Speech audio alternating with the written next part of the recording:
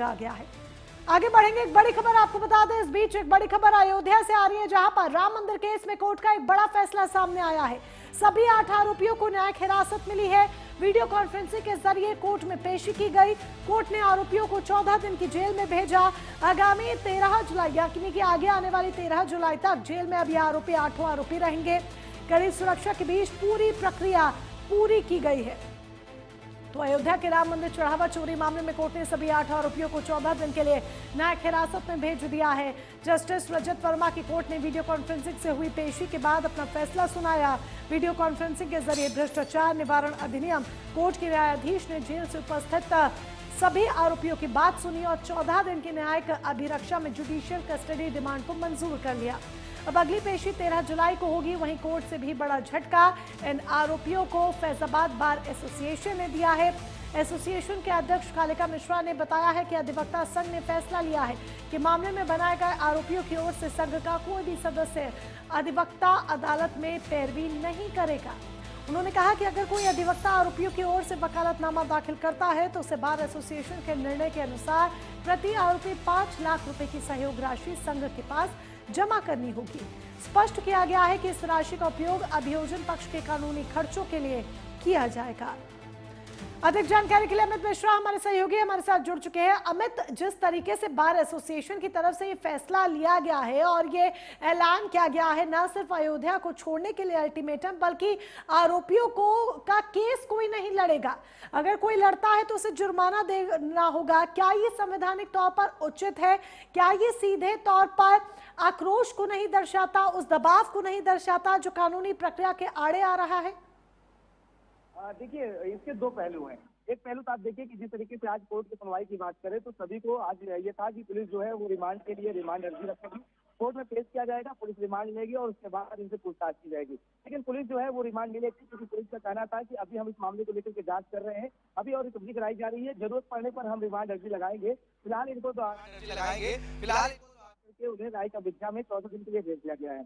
अब मामले की सुनवाई जो है अभी जुलाई में होनी है। लेकिन उसी दौरान ये भी पक्ष देखने को मिला कि जिस तरीके से माना जा रहा था कि इनको फिजिकली तौर पर कोर्ट में पेश किया जाएगा, लेकिन क्योंकि देखिए अधिवक्ताओं में नाराजगी थी, राम भक्तों में नाराजगी थी, ऐसे में नाराजगी कहीं जो है वो नया पकेड़ा ना खड़ा कर दे और विवाद न हो जाए, सुरक्षा के कारणों से उनको वीडियो कॉन्फ्रेंसिंग के माध्यम से कोर्ट में पेश किया गया, जिसके बाद सुनवाई हुई और उन्हें न्यायिक अभिज्ञा भेजा गया। लेकिन इसके दो पहलू हैं। एक तरफ आप देखिए कि कहीं ना कहीं संविधान जो है वो, हमारे भारतीय संविधान जो है वो हर किसी को अपनी बात रखने का अधिकार देता है और किसी के ऊपर मुकदमा दर्ज हो जाने से वो आरोपी नहीं हो जाता, तो संविधान के दायरे में रह करके उसको संविधान प्रक्रिया में गुजरना होता है। लेकिन दूसरा ओर देखिए, ये भगवान राम से जुड़ा आस्था है।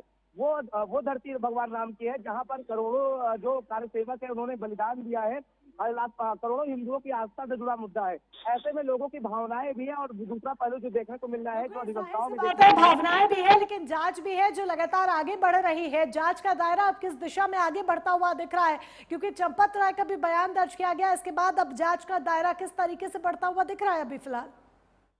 जी बिल्कुल, देखिए जांच की बात करें तो प्रथम जिस एसआईटी ने जांच शुरू की थी, पूरी रिपोर्ट जो है वो तैयार की गई थी, प्राथमिक रिपोर्ट। और आज की जिस दिन बात कर रहे हैं, यानी 15 दिन जो मुख्यमंत्री ने एसआईटी को समय दिया था वो आज पूरा हो गया है।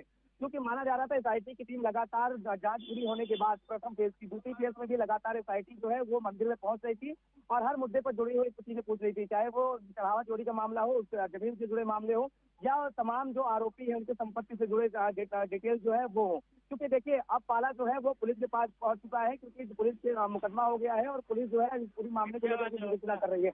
ऐसे में पुलिस की बात करें तो साफ तौर से पुलिस जो है वो लगातार अब इस मामले की जांच कर रही है।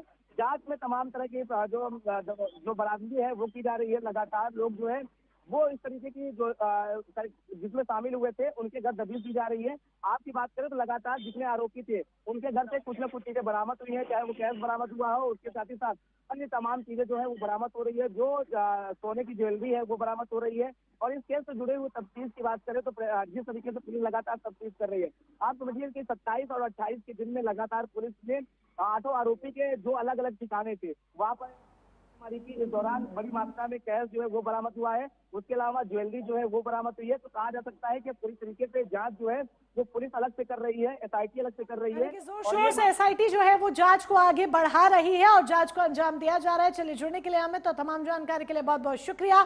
ग्राउंड से लगातार अमित मिश्रा हमारे सहयोगी रिपोर्ट कर रहे हैं, जो आप तक एक एक तस्वीर पहुंचा रहे हैं और आपको बता रहे हैं कि किस तरीके से इस पूरे मामले में जांच का दायरा आगे बढ़ रहा है, क्योंकि ये रामलला की बात है, हमारे आराध्य की बात है और भक्तों के विश्वास की बात है, जिस पर कुठाराघात करने का काम, जिसे लूटने का काम, जिस पर डाका डालने का काम कुछ लोगों की तरफ से जरूर किया गया है, लेकिन निष्पक्ष जांच को अंजाम दिया जा रहा है। फिलहाल के लिए बस इतना ही। नमस्कार।